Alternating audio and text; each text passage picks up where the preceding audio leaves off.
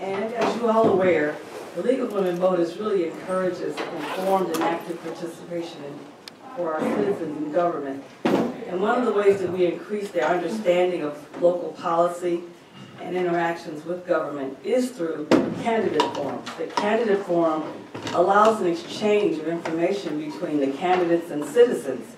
Not only will the citizens find out about the positions of the candidates, but the candidates will learn what are the issues that are concerning the citizens that they are about to serve. And so that exchange of information really leads to what we call our educated and civically engaged community. And so that is the reason for the candidate forum, and we know that all of you here are actively an engaged citizen because you're here in this room and taking your time. And so without any further delay, I'm going to introduce our moderator for today. Our moderator is Cynthia Butler, who's standing back there. Cynthia is currently a member of the executive committee of our league. She's a trained League of Women Voters moderator. She is also currently a trustee in Richland Park, where she has served as trustee for over 24 years, so she is clearly committed to her community. She's also treasurer of the Friends of the Richland Park Library, a member of the Diversity Dinner Committee, vice president of her Lakewood Homeowners Association, and treasurer of the Rich Township Democrats organization. Clearly a very busy person, but she has given us her time today. So would you please welcome Cynthia Butler.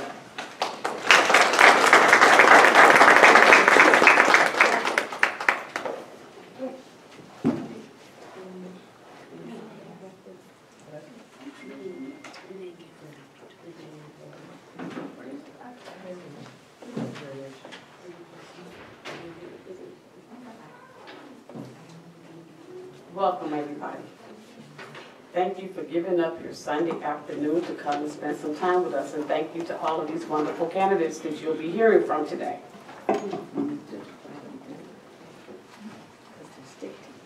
Each of the candidates had to sign off on the ground rules that are the rules of the League of Women Voters. This is a forum, not a debate. The candidates will not be able to respond to any comments that any of the other candidates have made. That's the most important rule that we'll go by. And before this started, each of the candidates pulled their number to determine which order that they were going to start in. They'll have 2 minutes for opening comments, 1 minute to answer questions, and 1 minute for closing. So the order that they chose is the order that they have to be sitting in. So Mr. Ferguson will go first. Ms. Elmore Perkins second, Ms. Dupree third, and Ms. McDaniel fourth. That's close enough. Okay. We have one candidate that unfortunately could not be with us, but I will read a little bit of her bio as well. Everybody can't necessarily make the dates, and she had a previous engagement. But she wanted me to let you know how sorry she was that she could not be here today. And that is Ms. Parthorn. Okay. Mr. Ferguson. Yes. I will get ready to read your little bio. Mr. Ferguson is a retired public school teacher of 31 years. He's also a 33-year resident of Park Forest. His vision for Park Forest is one, have a visible, thriving educational community and attain former students of the District 163 to make Park Forest their home. Welcome. Yes.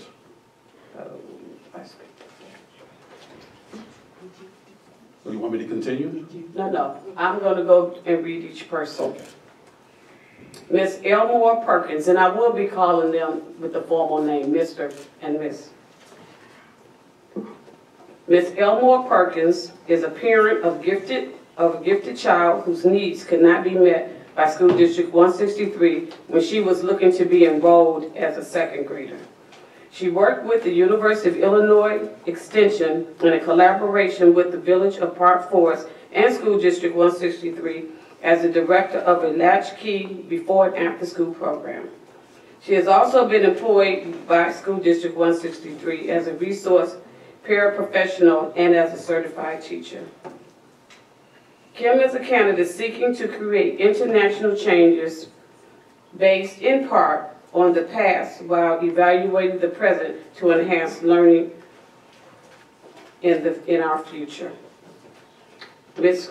Dupree. Dupay. It's pronounced Dupay. Dupay, okay, I'm sorry. Miss Dupay. She's a 17-year resident of Park Forest. She's married with 3 children, all attending School District 163. She has a Bachelor's of Art from the University of Chicago, a Master's of Art in Teaching from National Louis University, a Master's in Public Administration from Roosevelt University, and a Doctor of Education from Roosevelt University. She has 5 years of teaching experience in a public school, 7 years of experience teaching at 4-year universities, and 2 years of experience with homeschooling. She earned the following recognitions from the Illinois Association of School Board, IASB, a Master's Board member and established board leader. Welcome.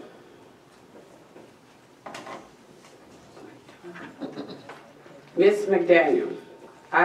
She's lived in the village for 63 years. She has 23 years as a board member of School District 163, 20 years as chair of the board finance committee and negotiating team, instituted systems of board member accountability for their expenditures. She's member of the co-op, Birch Street Co-op Board of Directors for 37 years. She's a manager of a major trucking company for 20 years, manager of a large 4-floor office building, and she's a wife, mother, grandmother, and a great-grandmother.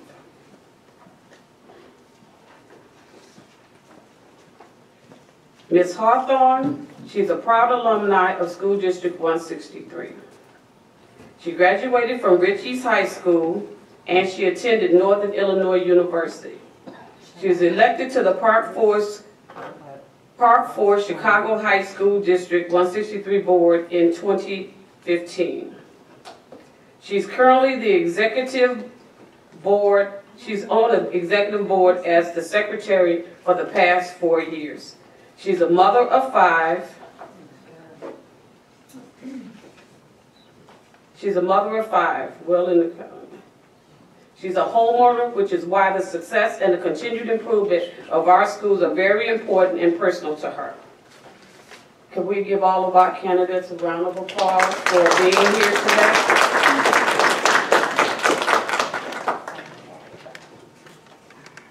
Opening statements. Mr. Ferguson. Yes, thank you for inviting me to this forum, and it's good to be here. It was good to see everybody. As a board member, I would like to bring my expertise as a teacher. I've seen so many successful programs and activities that highlight and bring out the social aspect of teaching. Speaking of social aspect of teaching, I think we've been outflanked by social media, so we really need to work together in a collaborative spirit as a team and to be an example for the school district, to show an example for the school district. And I like to give examples. I don't think I have enough time, but I think I have a lot of expertise in programs and such. And I am a team player, so. So I got a minute? When I say social aspect of teaching, for example, I taught social studies in the Constitution. And when I mean social aspect, my students all wrote a bill to try to get it passed. So not only did they learn, wrote the rules of the Constitution, they lived it. And that's just a small example. I think that the school board can get out in front and invite students and have them participate and see the inner workings of the village, see how the village runs itself. And I have programs for that. I also had a program that was adopted by the village right before the COVID. It was adopted by the school board that dealt with the Constitution and programs to the Constitution. So.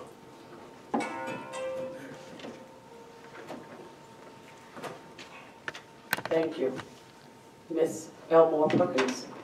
Hi, I am Kim Elmore Perkins. Kimberly is only used by my mother when I'm in trouble and for elections, so that's the only time you're going to see that full name. Too many letters, too long. I come here as a candidate for School District 163 because I do have a lot of concerns with various things that are happening in our district. But back to why I feel I should be a candidate. I am a past board member for 163. I served for a one-year term, and then I went on to follow my dream to earn my license as a teacher. Again, I'm running because there are concerns, and there's a need for people on this board that know how to be board members, that know how to work as a team, that know how to collaborate with each other and maintain individual opinions while working as one body governing the school district, not micromanaging. My term on the school board, I was a delegate for the school board with the state delegation when they are looking to create rules for the School Board of Education. I was the board secretary for 2 years, and for the 4-year term that I was on the board, I was the liaison between the school board and the Village of Park Forest.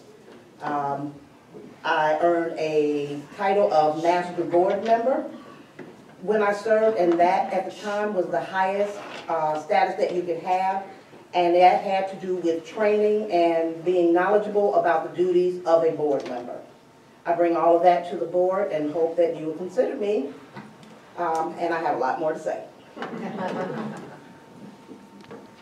Ms. Dupay. Thank you. Hello, my name is Dr. Christina Dupay, and I would like to first of all thank the League of Women Voters for hosting this forum and providing us this opportunity to reach out to the community so that you may understand a bit more about who is running for the school board during this election. I am currently on the school board. I was elected in 2019. And during my time on the school board, I was also selected to be the district representative on the SPEED 802, which is our special education cooperative governing board, and I've done that for the past 4 years.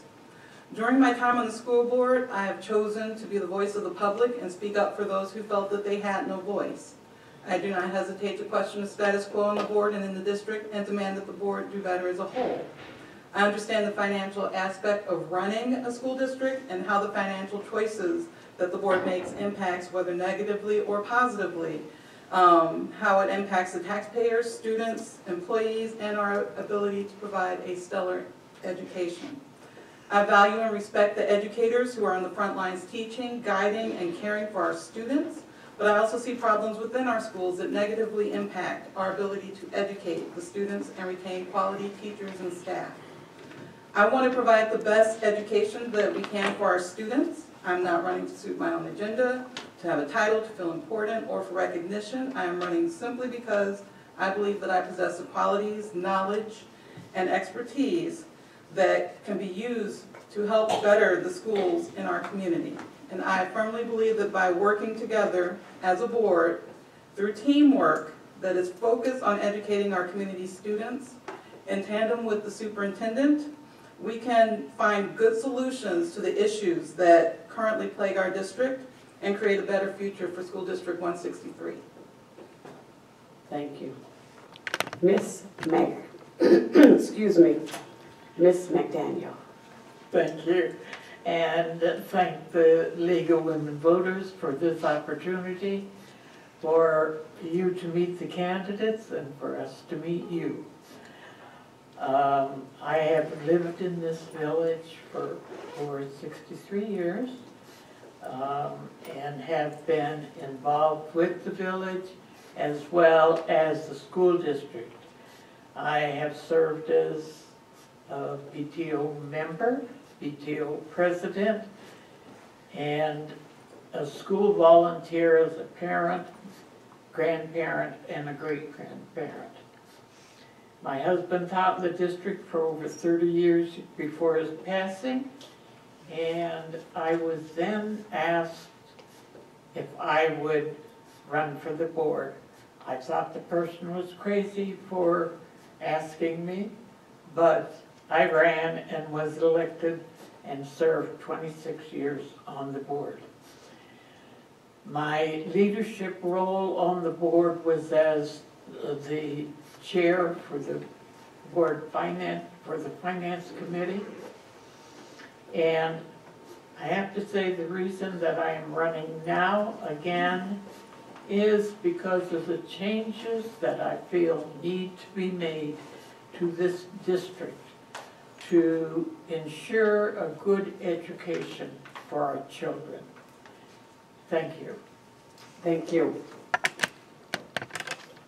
The first question will be answered by Ms. Elmore Perkins. What do you see as the board's role and responsibilities? The main role for a school board member is to govern the school district, look over the policies, make sure policies, rules, regulations are being met, those by the state, those by the Illinois Board of Education, those that are made for any county areas, DCFS and otherwise. We are also the fiduciaries for the district. We are responsible for the money that is being used from taxpayer dollars, from grants, and from state financing, which is not as much as it should be. And in doing so, we are the stewards to make sure that that money is used wisely, fairly, and for the correct purposes in providing an education for our students that is going to provide academic success. Ms. Dupay. Thank you. And the question is, what is the board's role and responsibility, correct? Yes. I believe first and foremost that the board's role and responsibility for a school district is to govern through policy. That is establishing how the district will function, how it will run, what are the rules that we must abide by, and making sure that we are in alignment with not only our internal policy, but also with state and federal policy. We are also responsible for the fiscal well-being of our school district, making sure that we are governing the buildings, the physical property, as well as managing the money properly that we do receive from our state and federal sources. We are also the voice of the community. We are elected by the community to be your voice in all matters regarding the school district. Finally, we have one employee, which is the superintendent. Thank you. Ms. McDaniel, do you need me to The repeat? board's role is, number one, hiring a superintendent. Number two is making policy and seeing that those policies are. Number three is the children. It is our responsibility for all of the children of the district.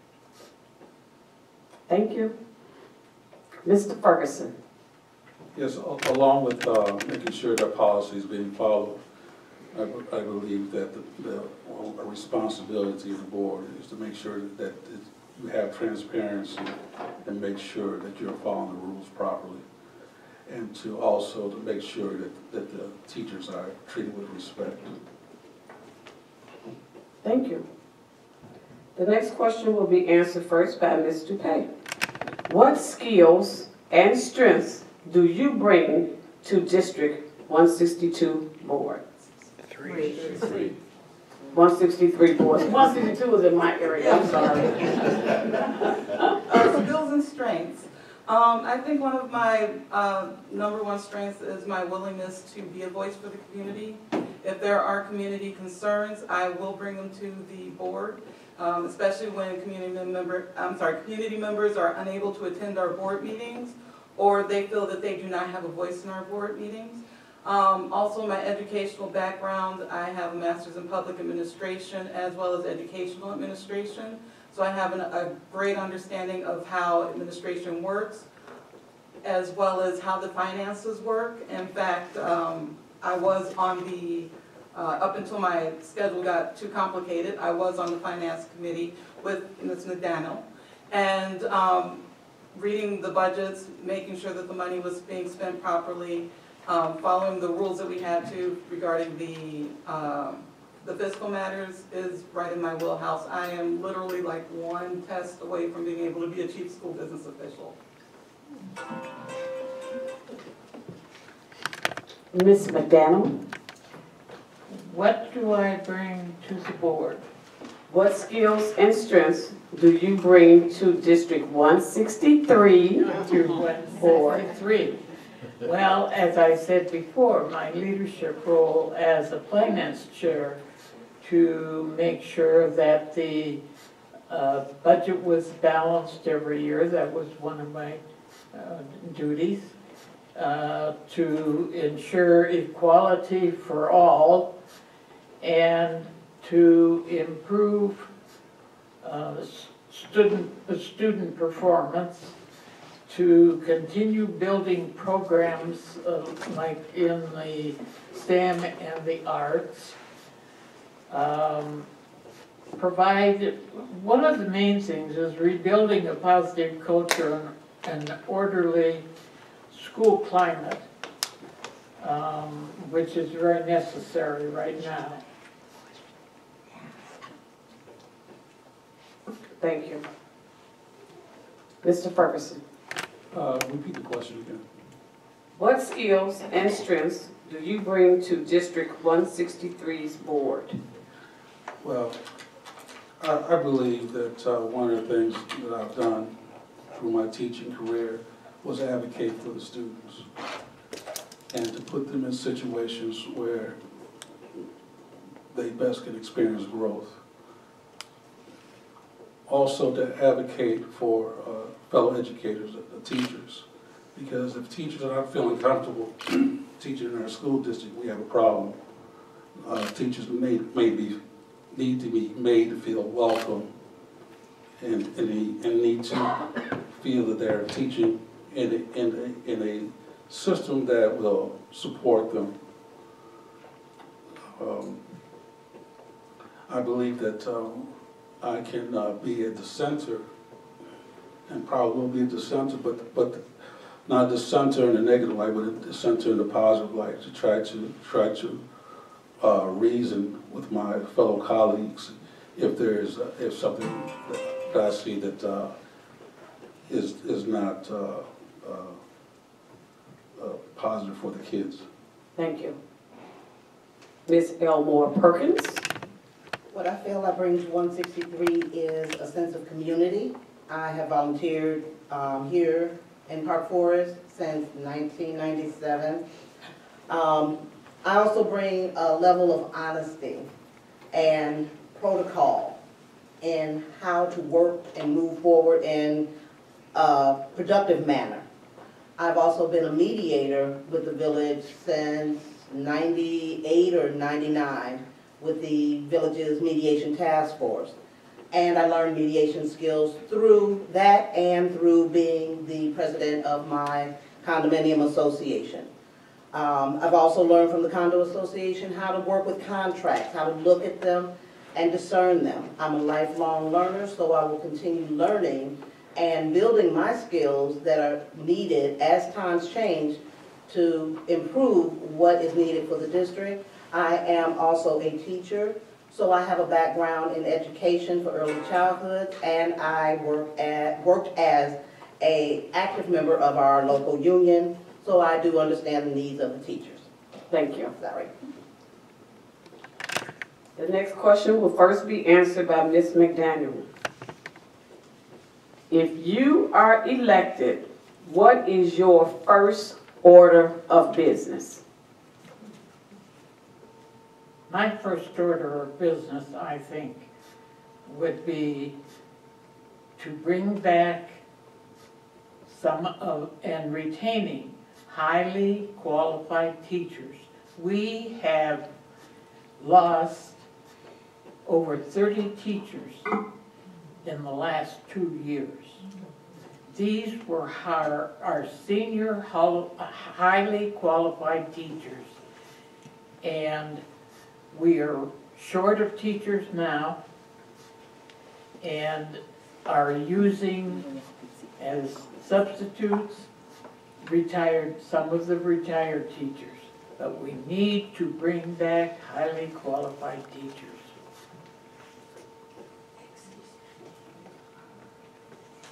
Thank you. Mr. Ferguson. The first thing I would do, I'll probably introduce myself to the board. Tell a couple of jokes maybe. And just allow for understanding that you know what I plan to do, and not to be outside of the team, but be part of the team and try to be part of the collective, and just tell them what my vision is and what I see as the potential for the school district. Thank you. Ms. Elmore Perkins. When I ran for board back in 2002, one of the best practices of the district was that all candidates who were non-incumbent were given a packet of non-confidential information that the board was working on at the time. That is not happening this time, so my first order would be to catch up, find out what the board is doing and working on, getting the background history on that so that I know how to make informed decisions. Right now, I would not be prepared to do my job on the first day. The next one would be to get the board into the board's retreat, which has been scheduled and canceled and scheduled and canceled multiple times, because the board does need to learn how to work as a team. This will be a new board. So team building will be the first thing, because without a good board that is sound in procedure, policy, and the ability to work respectfully with one another, the district is in bad shape. Thank you. Ms. Dupay. My first order of business would be to address our teacher retention problem. Teacher retention is something that I've been sounding the bell on since before the pandemic ever became part of our vocabulary. As a former K-12 teacher, I know exactly what it's like for our teachers and staff who are on the front lines every day in front of our kids, teaching them, working with them. And I feel it's important that we make sure that our teachers are being treated with the respect and as the professionals that they are, which is something that they deserve. It's like they say on the airplane, put on your own mask before you put on your child's mask. Our teachers are not in the best working conditions to educate our children to the best of their abilities. And our children are suffering as a result. So if we want to improve academics for our students, we have to first improve the environment that they are learning in and make sure that their teachers are in the best possible position to educate them, as well as that our teachers want to be in our school district and stay there for a long time as they have in the past. Thank you. The next question will be answered by Mr. Ferguson first.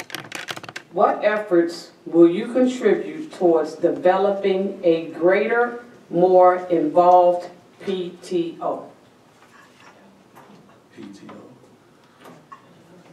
To be quite honest, I'm not experienced with the PTO.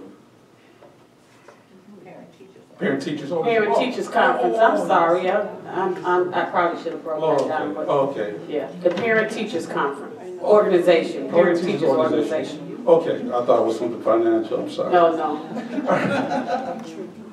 Oh, well, you know, when I talk about I'm sorry. With all the confusion, I just wanted to give him proper time. Okay. So we start the timer over. You have clarity Beautiful. on the question? Beautiful. Okay. Well, I would first say this, that with the PTO, with the parents, and this is just from my years of teaching, and even as a student going into the teaching field, there has to be some kind of way where teachers are prescriptive in what their responsibilities are as far as learning over the summer, during the school year. When I have my students participate in the Constitution, tell them to go home and take their work and interview their parents. There has to be some kind of guideline as to the schoolwork and the social aspect of the schoolwork, not just show up in class, or not just turn on the computer and put in answers. There has to be a relationship between the student, the parents, and what they're going to do, what they're going to read, and what's expected of them, and how much time it's going to take to do these things. Thank you. I'm going to repeat the question and just break I thought everybody knew what PTO is. I'm sorry. What efforts will you contribute towards developing a greater, more involved parent teachers organization? Ms. Elmore Perkins. One of my thoughts about PTO is that each of our schools should have an active PTO. And that should be one of the goals of the superintendent, to help to get that going and up and moving. But in addition to having the PTO, we also should do liaison, where each school has a liaison board member that works with the PTO, and use that opportunity for that board member and that group of people to work together, exchange ideas, and then for the board member to bring back any questions, concerns, accolades to the board, so that we all know what's happening in every school, and there's that personal involvement. The liaisons should also be changed every year, so that board members, over the course of their term, if it's only one term, they will have touched bases with 4 schools, and if it's a second term, they will have spent time in each PTO. Thank you. Ms. Dupay. Thank you. I actually, since prior to becoming a board member, when my schedule finally let up, I attended every PTO meeting I could for each of my students, my children's schools, 3 different schools. I volunteered if anything was needed. I would, okay, what do you need me to do? And one thing that I've noted over the years is there is a lack of communication from the schools themselves to the parents to notify them of events that were happening with the PTO. So that is one of the ways that a better communication system, so that parents are aware of there is a PTO meeting coming up. Put it in your calendars, because they're not always very well attended when there are events, which I do volunteer at. They are well attended. That's because the students are going and telling their mom and dad, hey, I want to go to the thing today. I want to go to the Dr. Seuss party that the PTO is having. Thank you. Ms. McDaniel. Well, actually, the district hires an employee that works with the parents to encourage them to be more involved with the school district. When my children were in school, we had room mothers, and the room mothers brought other mothers in. Actually, I complained once to the teacher, and the next thing I knew, I was in front of her class trying to get other parents involved in the classroom at the time. Thank you. That's the end of that question. Thank you so much, Trustee.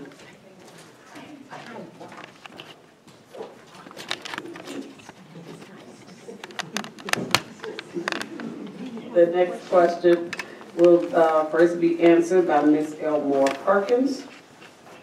What can be done about school safety? Recent incident between a teacher and student fighting. Okay, the first thing that can be done is that people are not posting these kind of activities, these brawls, fights, on social media.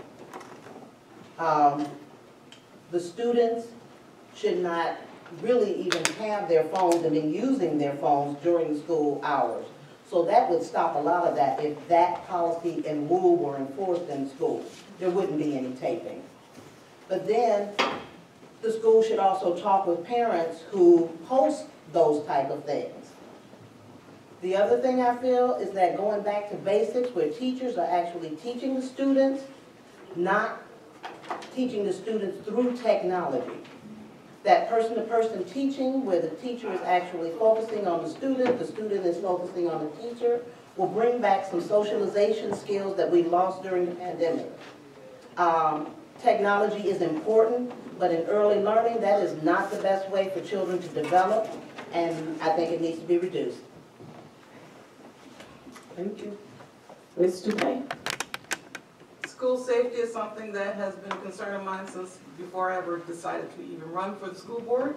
It was the first time I ever contacted the the past superintendent, Dr. Carmine. It was about safety. During my time on the school board, we have had issues of students bringing look-like weapons, actual weapons. We've had injured students in our schools. We've had staff injured, breaking up student fights. There's been bullying. We've had adults assaulting each other at school events, as well as coming after students in the community as well after school, and this has to stop. One thing that was instituted recently was using clear backpacks as one tactic to use to keep the weapons out, but I also think that that's just one part of a bigger thing that needs to be done. We need to have these hard discussions with our students, with our parents, in conjunction with the Park Forest Police Department as well as Chicago Heights Police Department, so that they understand the ramifications of bringing weapons, and we need to bring this student resource officers back to our schools. Thank you. Ms. McDaniel? Well, to me, it starts out with just one small word, and that's respect.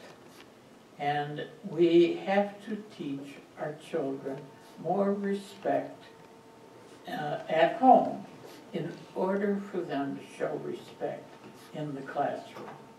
They should be showing respect for their peers, their fellow students, and definitely for their teachers and anyone else that they are involved with. We need more social workers in the school district, especially with the pandemic. Yes, there have been too many fights in the schools, but what are they seeing when they see a board meeting? The board members are fighting with each other also. Thank you. Mr. Ferguson? Yes, without spending more resources or doing anything that is right away, you see that you have a problem. I think it's just you have to have that intimate breakout talk with the students, because the students themselves are the ones that can stop a lot of this before it even starts. How you talk to them, how you break out, just got to put our heads together and just try to figure out some kind of plan. I think sometimes when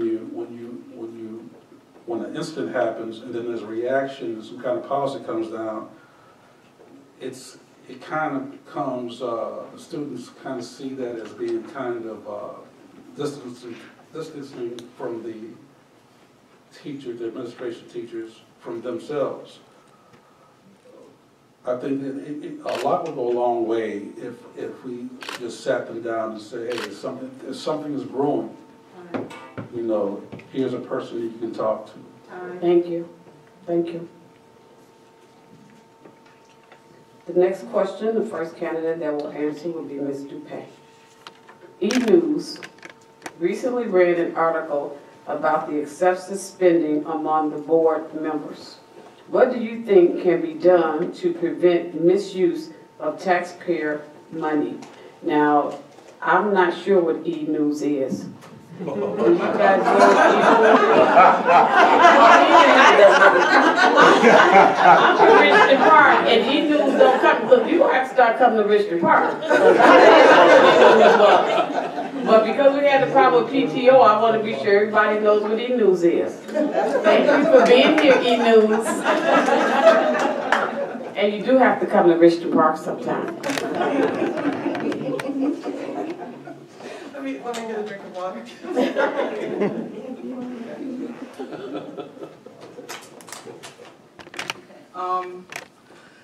Board members, spending is a huge concern of mine. The misuse of taxpayer funds is something that I'm constantly going on about and complaining about. We do have policy to govern our use of district funds. Whenever there is a conference that we go to for professional development, we are issued district P cards, which is a credit card that we use for expenses, which is governed by our policy. Those P cards are supposed to be returned to the business manager, and along with everything that we spent, receipts, itemized receipts, so that they can be covered. With the exceptions, when I was sick or something, I've always had my receipts and card back in the office within 2 business days of returning. I've only had one time where I didn't have a receipt. But there are members who have had hundreds, if not thousands of dollars in Uber rides that have no receipts, they have incomplete receipts. We don't know where they were going, were they paying a friend who's an Uber driver, we don't know. And some board members who treat this as a, they treat it as a vacation on the taxpayer dime. Thank you.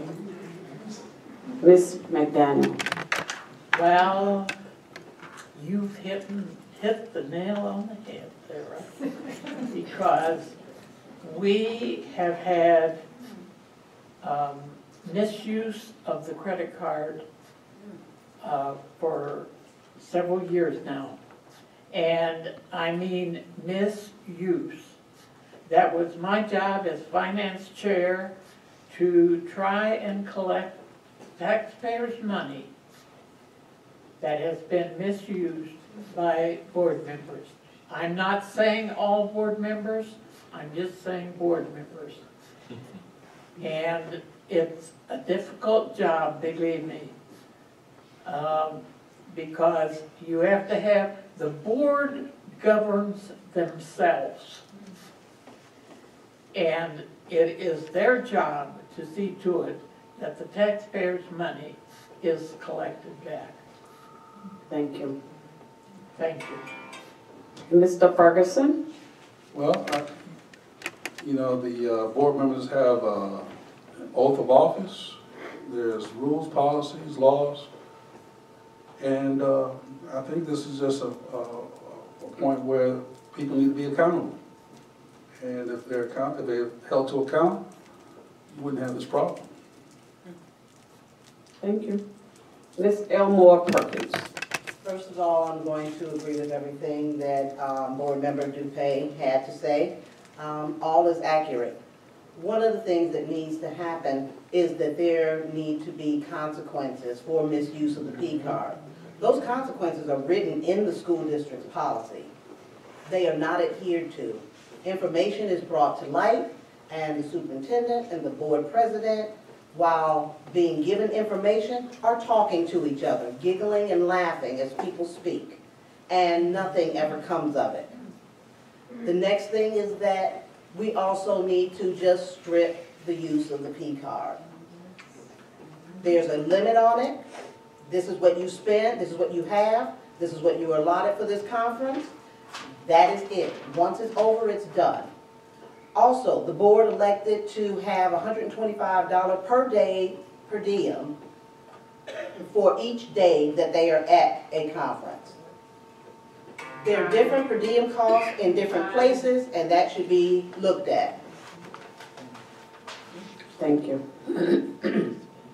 The next question, the first candidate that will be able to respond is Ms. McDaniel. How would you improve communication between the board and the community? Example, assuring that community knows when board meetings are scheduled. Well, for one thing, the notice has to be posted on every school board door 48 hours before the meeting. That's one thing. The other is, it is our responsibility to stay in communication.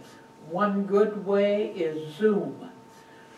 Our co-op has been using Zoom, and we have had a lot more members that have been Zooming in with our meeting. That's one way. Thank you. Mr. Ferguson? Just make sure e-news is there.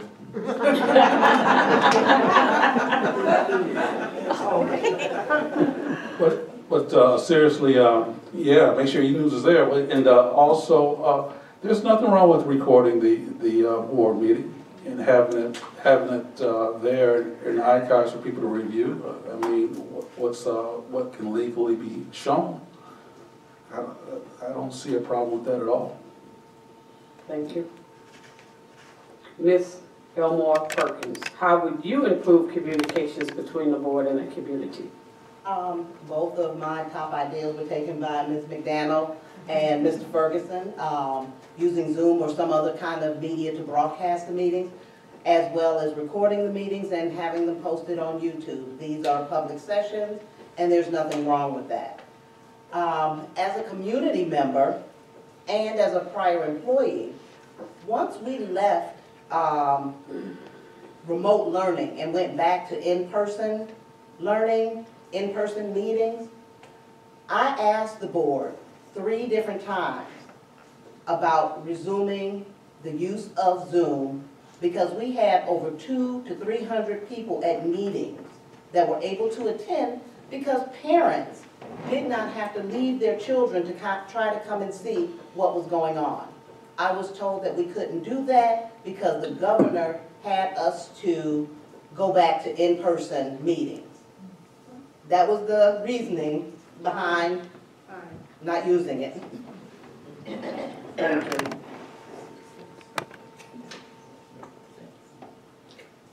The first candidate to answer the next question will be Mr. Ferguson. Ms. Dupay. Ms. Dupay. Oh, I'm Ms. Dupay. I'm so sorry. I'm so sorry. I thought I had a check, but I'm so sorry. No, it's okay. To answer the same question of Ms. Dupay, how would you improve communication between the board and the community?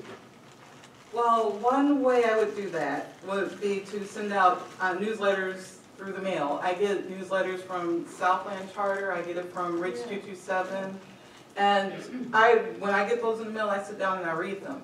I think that that's something we need to do in District 163. I've brought it up before to our superintendent, and that was where it was left. We could also do email blasts as well as text messages where the schools give us information on what's coming up. They can give us this information on, hey, there's a board meeting as well. And like my colleagues here have said, stream our board meetings. We did have a lot of participation during the pandemic when we were all remote, where people were able to look at our meetings and see what was going on. The reason that was given to Ms. Elmore Perkins is not the reason that was given to me. I've been advocating since 2019 for streaming our meetings. The reason given for me was because it has to be a board decision and that there are board members who would play to the camera, so that's why they did not want to do that. Thank you. Now we'll go to the next question, and the first person to answer will be Mr. Ferguson. Do you think that children 10 to 14 should be allowed to have cell phones out during class time?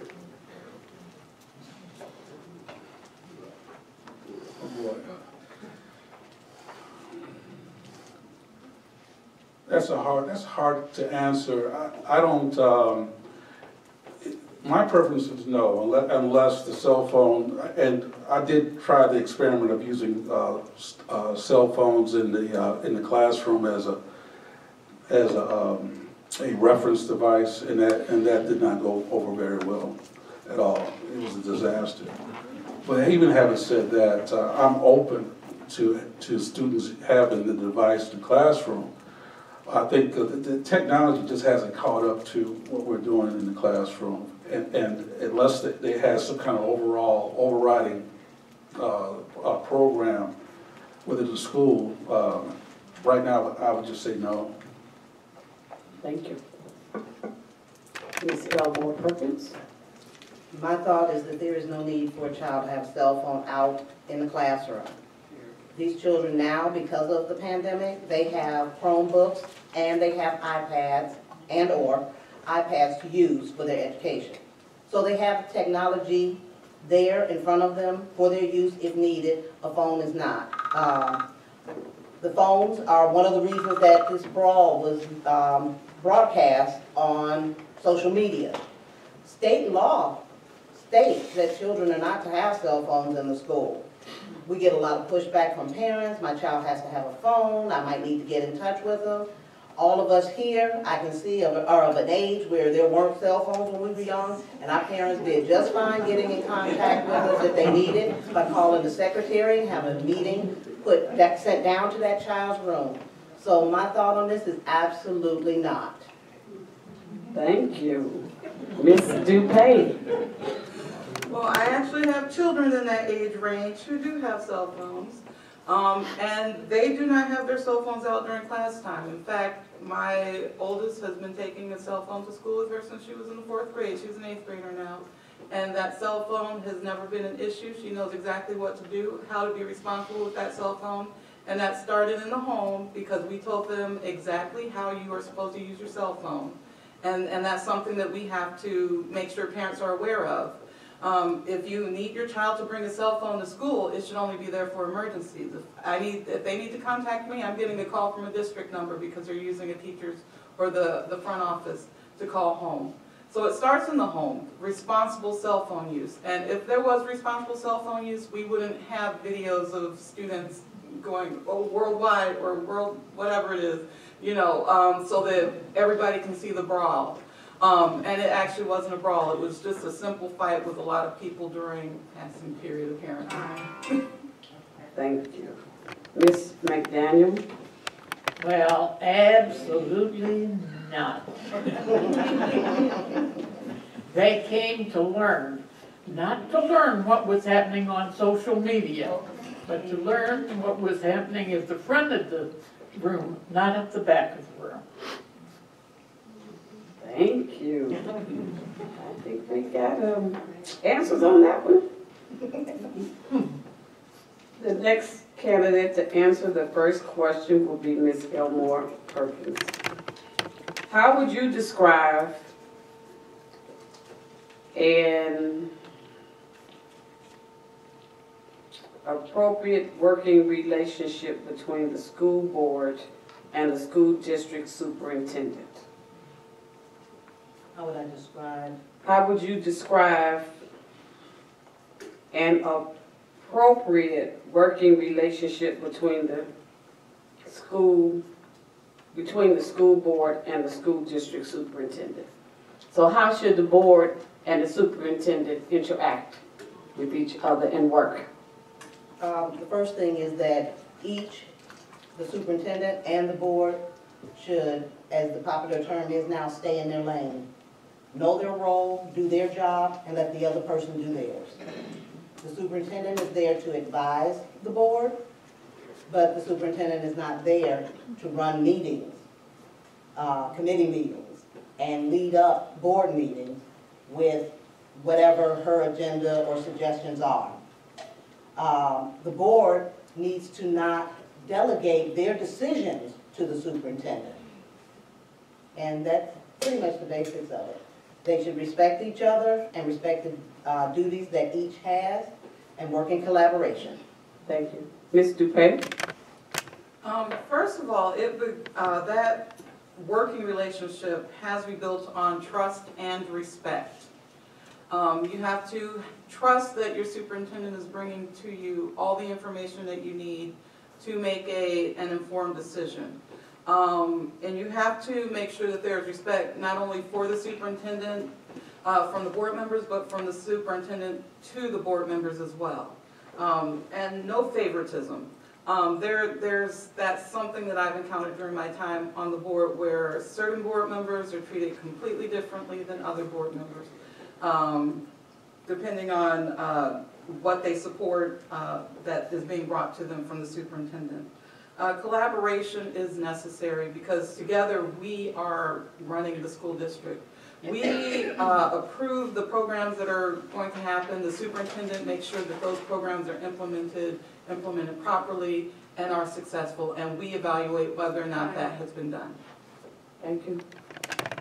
Ms. McDaniel? The board and the superintendent each have their own roles. I never thought of it as lanes, as Kimberly said, but they each have a role to play. The superintendent is the board's employee, and the board hires and fires, and the superintendent runs the district.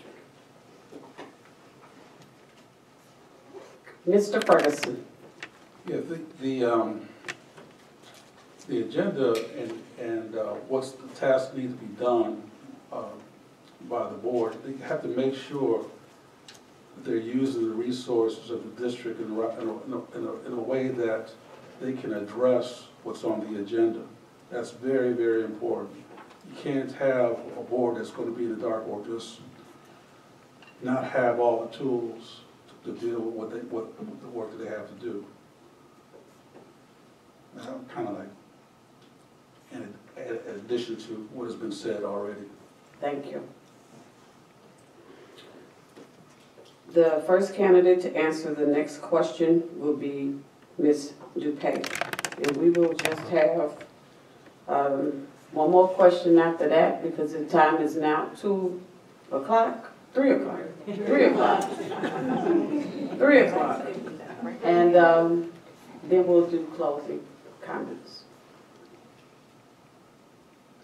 How would you, as a board member, address curriculum issues? Do you believe parents should be included in curriculum decisions? That's an interesting question considering I homeschooled my children for a couple of years. I think that the school board has a very important role when it comes to curriculum. We do approve whatever curriculum is being used. And we do that in conjunction with the superintendent. There is an education committee that has input from other administrators and teachers on the curriculum that is to be used. I think parents should have a voice in the curriculum that's being used. I'm not currently on the education committee, so I'm not sure if there are, how the curriculum is put together, if there is parent input. But there should be some parent input because not all children learn the same way.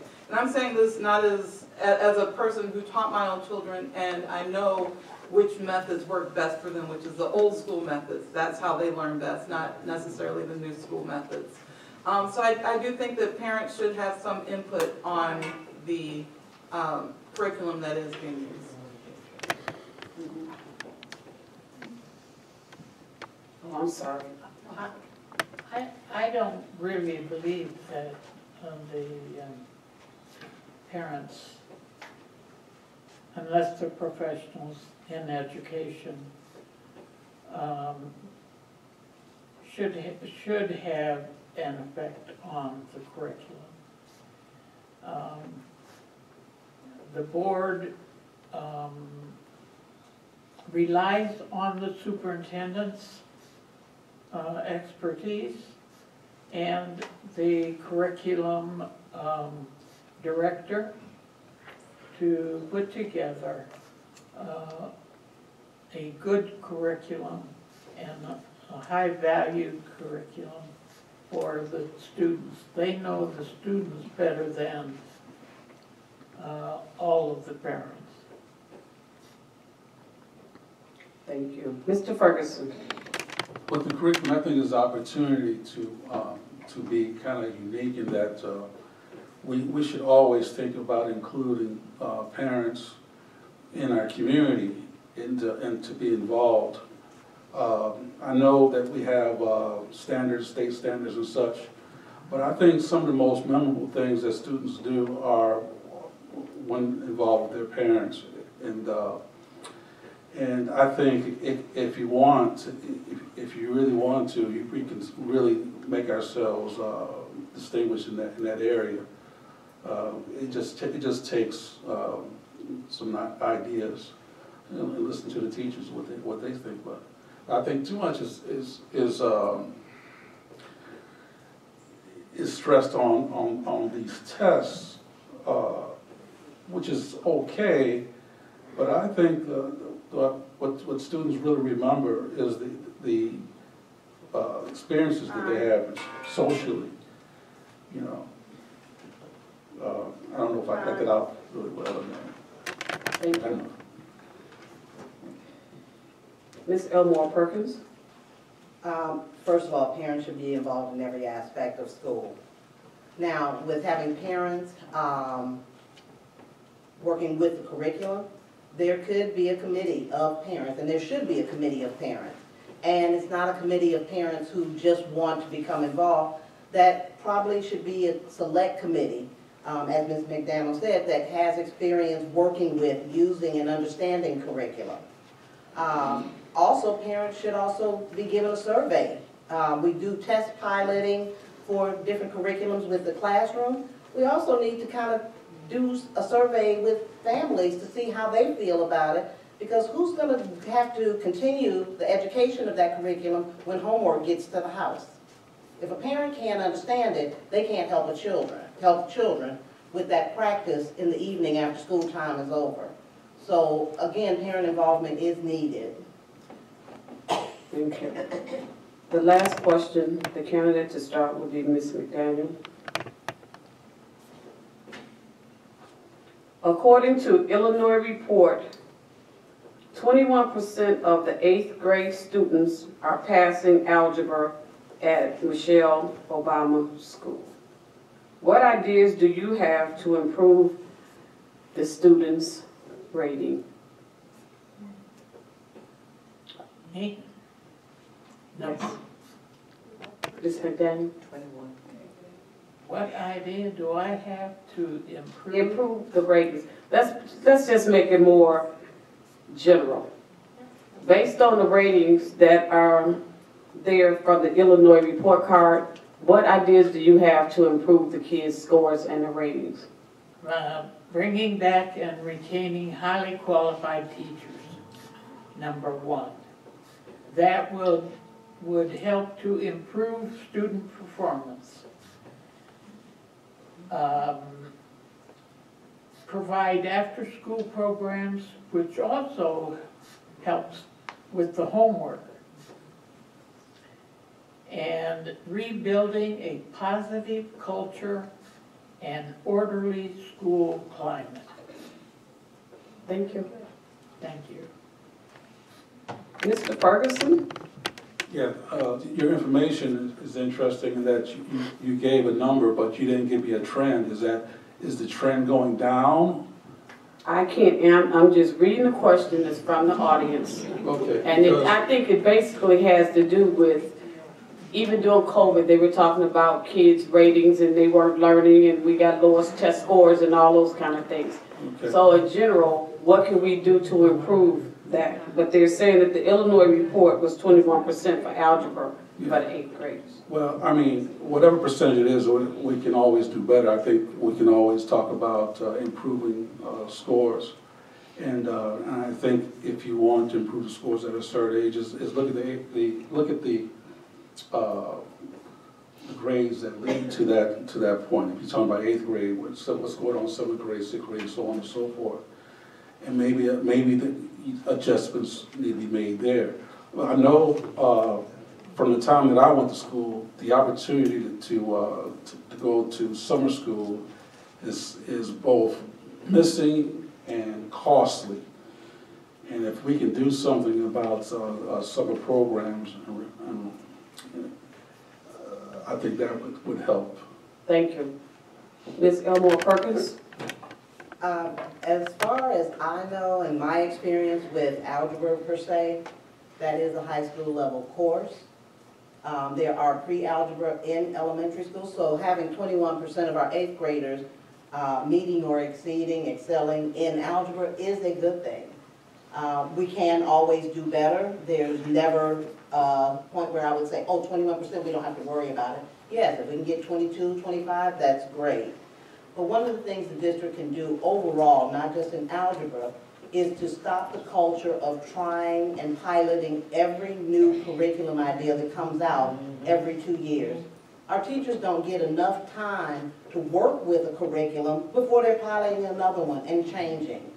It's going to take a year to just understand how to use it. The next year is trying to perfect how you're using it in class, and that 3rd year is when you're going to figure out how to use that program or system with all of the kids that you meet in your environment at all the different levels. Thank you. Ms. Dupay? Everyone has had really great input here. My number one thing is when it comes to these test scores, what's going on with our students. Sometimes it can be test anxiety, some students just don't test well, some students are always going to test well.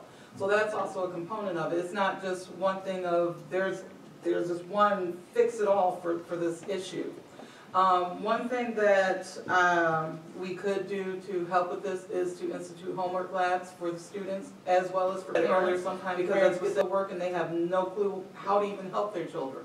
So they need help to help their children. Another thing is teacher retention, retain these teachers who are good at instruction, as well as improving the climate, because if a student is in a classroom where they're feeling distressed, upset over something, there's a lot of confusion, then they're not going to be able to learn. And so that's just going to make it harder for them to do well on their tests. Thank you. We're down to closing. Are we 1 minute on closing or 2? 1 minute for closing. Each candidate will have 1 minute at closing, and as I stated in the beginning, that is the reverse order. So the first candidate that will be able to respond at closing is Ms. McDaniel. Well, I have spent 26 years as a school board, not as a teacher. My husband was the teacher, but my passion right now is these kindergarten through 3rd grade coming back after a pandemic of having a year of e-learning and then being put a grade ahead of what they would have been, and losing all of that foundation. How are these children going to be successful in the future? Because they are not learning the foundation that they needed between kindergarten and 3rd grade. Thank you.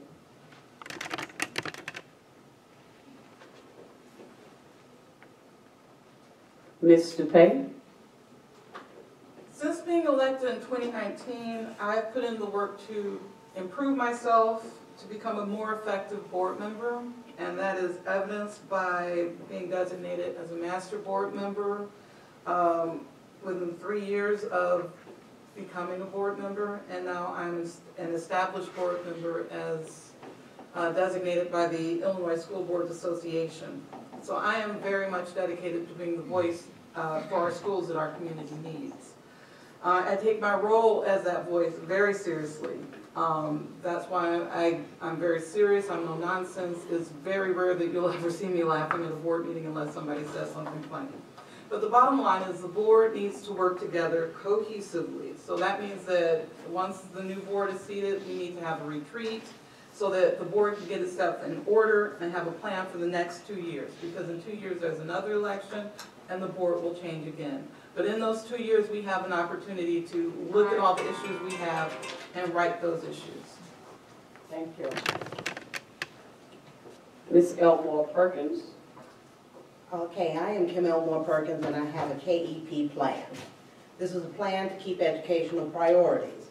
That plan includes keeping ethical practices, keeping equitable policies, keeping the environment protected, keeping effective programming, and one I thought about last night while trying to sleep was keep engaging our parents/guardians.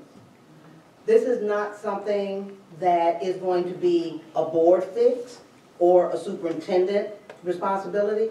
This is going to be a needed collaboration between the two with input from the teachers, from the staff, paraprofessionals, secretaries, custodians, everybody involved in the school district, the parents as well as the community who are affected by the children that are living in our community. So the KEP plan is something that I would like to work on and introduce and work to develop even more so than I have in my own head for the future. Mr. Ferguson. Thanks for everybody for being here. Yeah, my 30 years of teaching, being a member of this community, 4 years in the United States Marine Corps, all the successes that I've had, seeing the faces of my former students when they see me. I just think that if I join the board, that I could be an asset to the school district and to the community. And remind you that I won't be on the ballot, you gotta write me in. Herbert Ferguson, H-E-R-B-E-R-T, F-E-R-G, what's her name? Thank you. Thank you. Can we give all of our candidates a round of applause?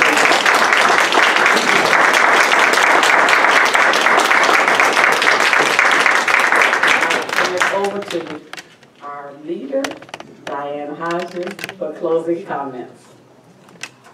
I simply want to add that we should thank all of you because you're showing your commitment to the community by the fact that you've chosen to be candidates. So for that, we want to give them hands. And I want to give all of you a hand because the questions were really wide-ranging and insightful. And it says a lot about the community that you're here and you're thinking and you care. So give yourselves a hand. And with that, we are closing. Thank you for coming. Tiffany's waving something there. Oh, if you're not a member of the League of Women Voters, now's a good time to consider doing it. Tiffany's got membership